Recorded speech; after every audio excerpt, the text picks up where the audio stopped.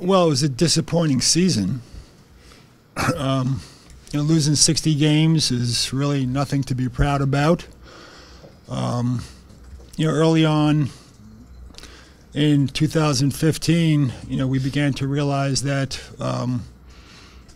we weren't going to win a bunch of games. And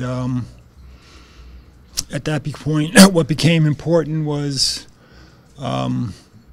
developing young players and trying to maintain and build a culture for next season. Mitch, how quickly do you think this franchise can turn itself around after winning 21 games this year? What do you mean by turn around? How quickly can this get better for Laker fans and followers and that type of thing? Well, it can get better quick. Every year we have the same goal, which is to win a championship. We can get better quickly. We can be in the hunt quickly. A lot depends on May 19th, how we end up, with the lottery, the draft, the period leading up to the free agent period, which is July 1st, and of course free agency. We are in a good position despite having just a terrible year. Although there were some good things that took place this year, I felt our coaches did a wonderful job of building and maintaining a culture, maintaining a locker room, which easily, when you lose as many games as we lost, could splinter and, be worse than it actually was. To the players' credit, they got along really well together. I thought they fought and played hard in every game. Of course, they had reason to play hard, but they did play hard. They played unselfishly. And by and large, we were in almost every game going into the end of the fourth quarter. We didn't have enough to pull it out, but I thought we were competitive and played as hard as we could possibly play given the circumstances.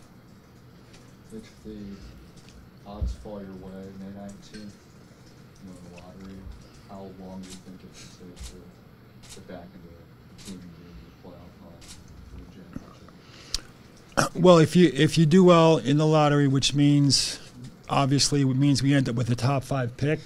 Anything out of the top 5 we don't maintain. You'd probably end up looking at and drafting, if you use the pick, a young player. So how much do young players contribute? Well, some players, if you're really high on them, you'll wait on them because they'll be great players. So that might mean a year or 2 or 3.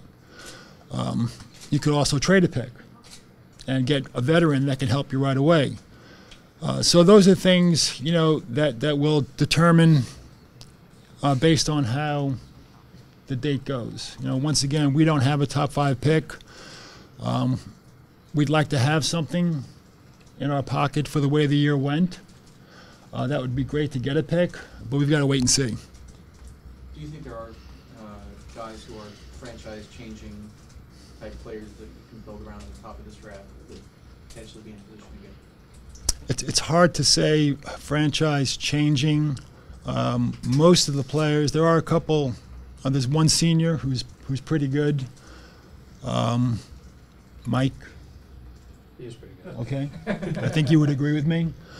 But by and large, they're young players. So it's possible, but you'd have to wait once again. How would you compare this draft to the last few? Are you eager, if you do hold on to this pick, to have it this year as opposed to? This would be a good draft to participate in. I've seen I've seen a lot of players, but certainly if we do get a pick, the top 10 players, and the draft usually gets better as you get closer to the draft. But being 2 months out, I'm pleased with the players that'll be in this year's draft. Mitch, does that include your Houston's pick in the late 20s, and then I think you love 34 in the second round? Do you like the depth of the draft and how many players are available that can be contributors? That's a little early right now for me to say. The depth of the draft certainly affects the bottom end of the draft because every player moves down.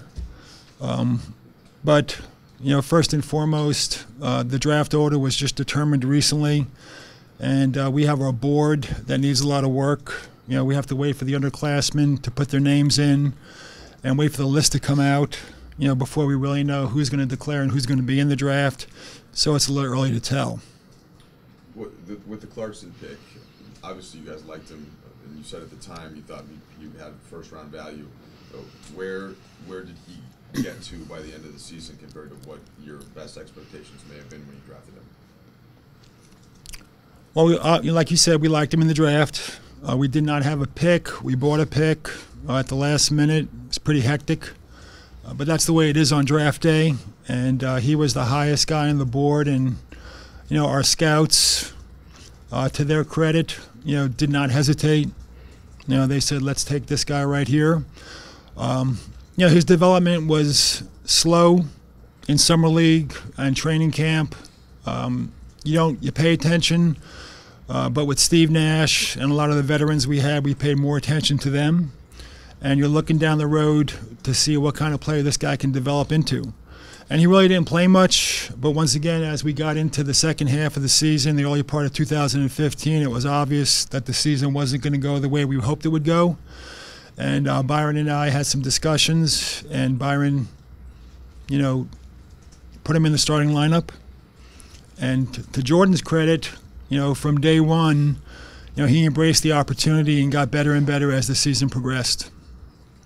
Has his progression given you thoughts about pursuing players at that position over the summer, or do you feel on him that you potentially have a point guard in the future? I think the way to answer that first is we really can't get to discuss the summer until we get through the draft.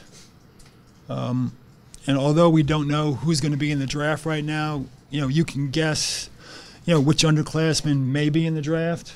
And there are good big men underclassmen in the draft, or will be in the draft, I anticipate. And I think there'll be good ball handling guards in the draft too. So we have to get through that part of the draft, or that part of the end of the season or season planning stage first, before we begin to talk about, how Jordan's play may affect the summer.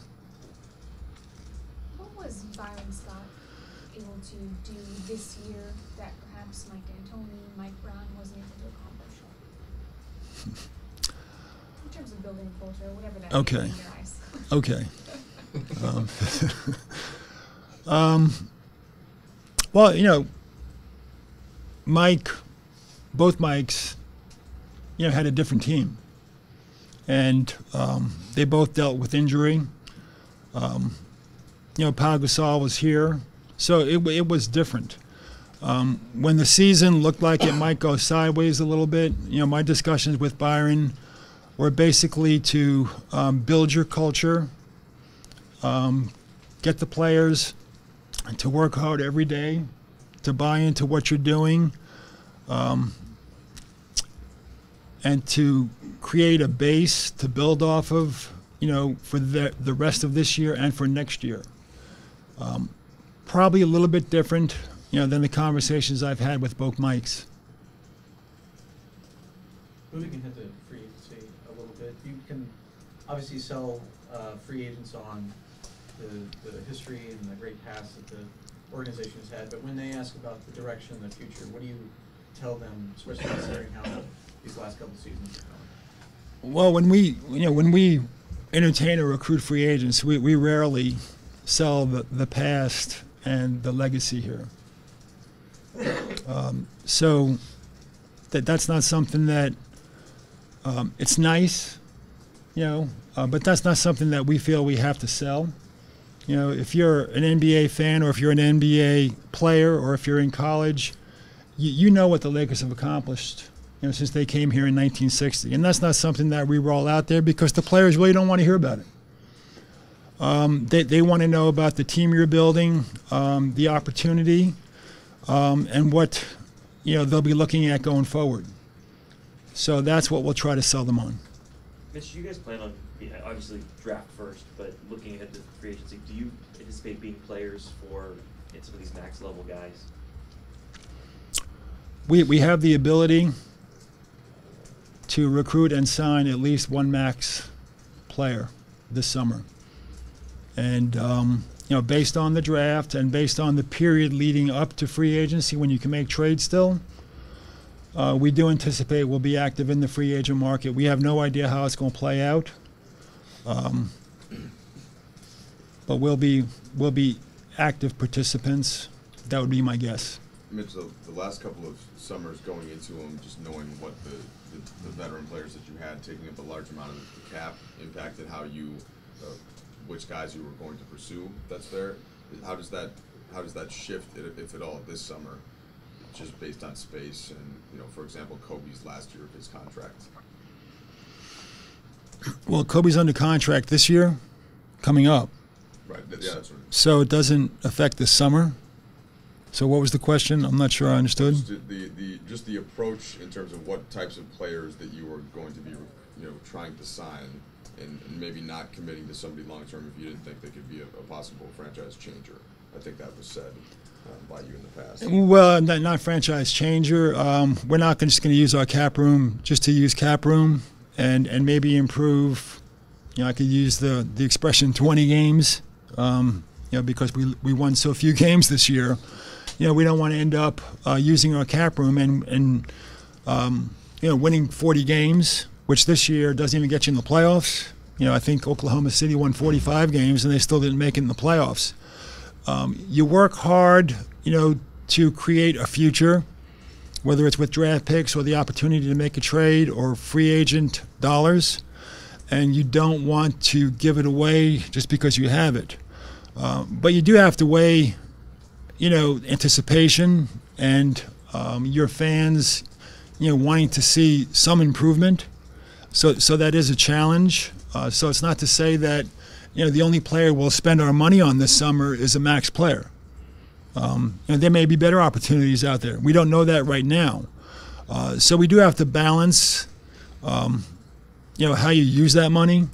And then also, 2 years from now, there's a dramatic change in the landscape in terms of the cap, and that becomes a factor as well. I think players this offseason are going to be hard pressed to think of one way to address free agency. It kind of used to be, well, let's get as much as we can for as many years as we can, and I'm not sure players are going to look at it that way during the offseason. Is there a way to sort of describe the basic organizational philosophy behind how you want to reach it? Certainly, Philadelphia has a very clear approach to how they're trying to do it. Is there a way? Can you explain it to me if it's so clear? To me, at least, they're building through a lot of young players. They're trying to create a core that way, acquiring as many draft picks as they can to try to trade it for whatever they want. Do you guys have a? Okay. Do you guys have a basic?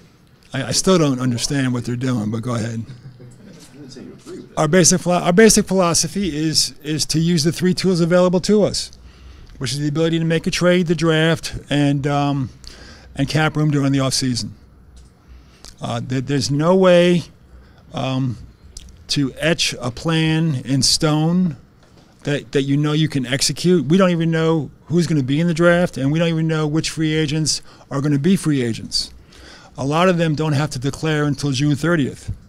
All you can do is set yourself up, and we feel that we are set up to take advantage of all three of those ways to improve the team. Speaking of being set up, you have an option on Jordan Hill, which would take up $9 million of that available cap space. What goes into making a decision? Because you have to make that decision before free agency, before you can talk to agents about who's available.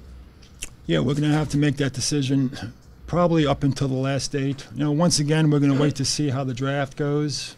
The lottery, the draft. You'll get more intelligence as you approach, June 30th. But at some point, we will have to make an educated decision there on what to do. But you have cap room. You could always, in theory, look to re-sign him if you didn't. That's correct. That's correct. He still has rights. That's right. You have bird rights on him. How about with Ed Davis? You said it's his intention to opt out of his player option. Given that, what's your feeling? I thought Ed had a great year. I thought we had, several guys that came here on one-year deals that really played basketball the right way, and we're very coachable. We're great in the locker room, and helped themselves going into the offseason. I think Ed Davis was one of them. I think he told you guys he was going to opt out. Is that correct? Mm-hmm. We met with him, and that wasn't a discussion that we had specifically, but I think that's the assumption. His second year is at the minimum. We're very close to it, and clearly he's helped himself enough to be in a position to do better than that. He's also indicated he liked, or would love to continue to play here. So I don't know what the market's going to be. I hate to keep on talking about the draft and the lottery. I don't know what that's going to be yet. But I thought he really had a very, very good season. He does several things really well. He rebounds. He protects the rim. He got great energy. He's always at practice early. He's always staying late, working on areas that he needs to work on, and there are areas that need to be worked on. But he clearly helped himself by coming here this year. Even when you weigh all the other external variables, the draft, do you consider Luis generally open as far as negotiating? I'm sorry, again? Even when you equate the uncertainties with the draft and free agency, are you Luis generally open as far as his hope to have a core long-term? We'd love to have Ed Davis on our team. Mitch, you mentioned the need to at least be aware of the fan concerns and The which concerns? concerns of the fans, Right. about the quality of the product. All right. There's certainly Of course. a scenario next year where you guys can come back with 5 or 6 players, 25 and under, building around a very young core that might not win a lot next year. Is that something you guys feel like you could certainly sell to the Lakers fans? That's. I mean, you're asking me to kind of, guess about what may happen this summer, and I'm not really in a position to do that. I really haven't thought about that, the way you've phrased the question. We have great fans, to a great degree. They are patient, but I don't think anybody is used to waiting a long time for a turnaround, and that's a factor that we have to weigh into our decision. Mitch, what can you expect from Kobe? This was a guy who was kind of turning into a part-time player. I think Right. he sat 8 of his last 16 before he got hurt. He was shooting 37%, 38%, whatever it was. What do you expect from him next year? I don't know. I do know that he's going to work as hard as anybody can work during the off season to get his shoulder right, to keep his body in shape. I know he's been in the locker room a bunch of times in the last couple of weeks, and we've had some conversations. He's looking forward to getting on a treadmill, doing some running. I think he's got the green light to do that. But the makeup of the team right now is, just not clear enough for us to, drop Kobe in and say, this is what we're going to expect. Can you do it? We're kind of going to have to wait till, the first 3 weeks of July run through. When Kobe's talked with us, he said he hasn't officially shut the door as far as next year being his last. If he's able to get through a full season healthy play at his elite level, Mhm. would you still be open to? Yeah, I have not heard that from him. So, I just assume that he's got 1 year to go. He's going to be 30. I think he's 36 now, and that's all I can plan on. And I think that's all he's planning on. A year from now may be different, but right now I think that's all we're all planning on. So that's not going to affect how you guys make decisions this offseason? Just No. Mitch, is there any decision that you've taken in the last 2 seasons that you regret or you wish you hadn't taken? Is there anything we regret as an organization in the last 2 seasons? Well, I'd have to go through a lot of decisions we've made. Nothing jumps out at me. Putting me on the spot with a question I didn't anticipate. I do wish that we would have been able to keep Pau Gasol. He's still playing at a very, very, very high level. But on the flip side of that was he did need to change his scenery, and I think it was best for him to move on. And that was a year ago. Beyond that, I'd have to go through every decision and look back on it. Mitch, with that TV money that's going to kick in 2016, how much does that affect what you guys go into 2015 even? Yeah, it's pretty crazy. we spend a lot of time looking at spreadsheets and looking through the new collective bargaining agreement, and trying to figure out or guess what players may do. It's clear that in 2 years, if nothing changes, just based on existing rules, 25%, 30%, 35% for years of service on max contracts, if nothing changes, players are in for a windfall if you're a max player. Okay, what happens this summer, which is a year before that? What do players do? I don't know what they do. A lot of everything we do is really tied into BRI. The mid-level. The mid-level traditionally has been, $5.5 million, and that's basically the NBA average salary. If BRI goes up as much as they anticipate and the cap's at $91 million, then your mid-level can dramatically grow, to a really big number. So you really have to change the way you think about valuing players. A player today that's a $5 million player, maybe a $9 million player just a year from now. And that could be hard for a lot of people to wrap their arms around. So we spend a lot of time on it. We'll get an indication this summer of how players are going to deal with it. But like I've always said, just give us the rules, give us the numbers, and that's all the general managers need. We'll do the best we can under the existing rules and numbers. Knowing that there's going to be so much money going around in that 2016 summer, does that encourage you guys to say, well, we're one of the teams that has space this summer, we're definitely going to use it? This summer.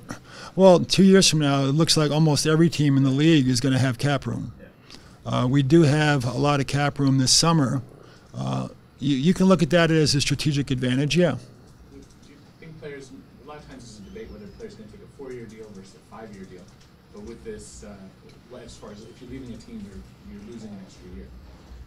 Whereas with this big windfall coming in, all these players may, or a number of them, max guys might just take a 1-year deal or a 1-on-1 type situation. You think that might just get rid of that question of 4 and 5 years?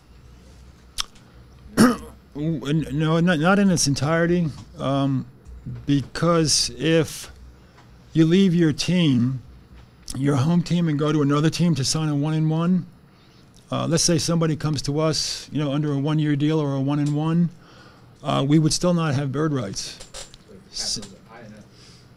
But you'd have to use cap room. Okay, so without the bird rights, it makes it more dicey. So I'm not sure how players are going to look at that. Certainly with their home team, if they've already been there 2 years or 3 years, and that team has bird rights, they can sign a 1 or a 1-on-1, and then that team does not have to have cap room, and they can just sign them back at that new big number. I realize this is not a process that you guys like to participate in, but with all the talk about the lottery and tanking and things like that, are there things about the system that you would adjust or change? That's really an NBA question, and I think it's something that's going to remain under consideration going forward, for several different reasons. I don't know what the NBA's position is going to be on it, but I've been involved in a lot of meetings, and it always seems to come up in discussion. Whether or not it gets addressed or can be addressed or made better, I don't know. Around the league, it's often the Lakers are looked at as having very specific kind of advantages over a lot of teams, whether it's the market size, the kind of allure of Los Angeles, the history here. Do you feel like those still hold as much power in today's NBA as they have been considered to hold over decades? Well, I think the biggest advantage we have, is the city of Los Angeles and our fans. We talked about legacy earlier. I don't think players, certainly it's in consideration, but that's not why they come here. I think our city and our fans are a huge advantage. The landscape with the collective bargaining agreement has changed dramatically in the last 3 or 4 years. For example, a max player from another team to come to Los Angeles would have to take about $30 million less to do it. And as recently as 10, 12 years ago, we're in a position to just basically outbid teams or match the number of years the home team can match. And I always feel if we're able to make an offer that's equal to another team's offer, I think we have an advantage. I just do. But now we have to have a dramatic advantage to really, offset a $30 million difference. And that's not to say that some players aren't in a position to do that, but that is a challenge that we've never dealt with before. Mitch, just looking at, you only got to see Julius Randle on the court for a brief amount of time. I know you had him working on some reports that he mentioned, and he's been Right.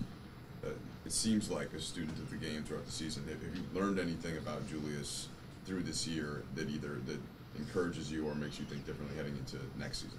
Nothing differently. I continue to believe he's really a studious, conscientious young player.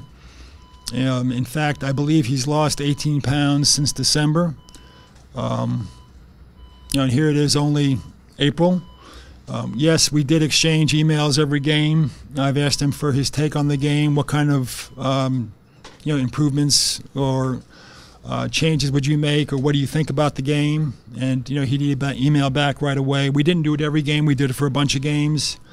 Whenever he wanted to go away for a weekend, which was rare, he'd come up and ask me, and in a polite way, Mr. Kupchak could, So we're very impressed with his maturity. He's clearly eager to get back on the court, and we're shooting for Summer League, but I made it clear to him the real goal is October, and we think he'll be ready for Summer League. It's over 2 months away, and he's on the court now, as you know. Has not done up and down, has not done contact, and I don't think that's going to happen for a while. We will not jeopardize next season for Summer League, but I think Summer League's a realistic expectation. Mitch, much has been made about the comment that Jim apparently said to Jeannie that within 3 years, if you guys can't get back to the Western Conference. Say that again, the comment what? Jim's been quoted as saying to Jeannie that the team can't get back into Western Conference contention within 3 years, that he would step down. Yeah, I didn't see the quote. That's not. I never saw that quote. What's your sense of just that timeline, being able to get to that point? What's my sense of being in the conference finals within 3 years? I think it's possible. But what if you get to the conference semifinals and you lose in 7 and you have a great team that you know is going to get better and better? So I don't think there's anything etched in stone that would determine any change in direction. 3 years from now is forever. What do you think would need to happen in summer for you guys to be able to be able to be in that position? Well, once again, after having the season we had, it would be great to be rewarded with a pick in the lottery, and that gives you a valuable chip. Okay, whether you draft a player or you trade for a player with that. Same goes for our first-round pick with Houston. So from there, we'll look at what we have. We'll look at our options to bring back players on this team, and we'll look at Jordan Hill's option, and hopefully with some, foresight, be able to go into free agency and spend our money wisely.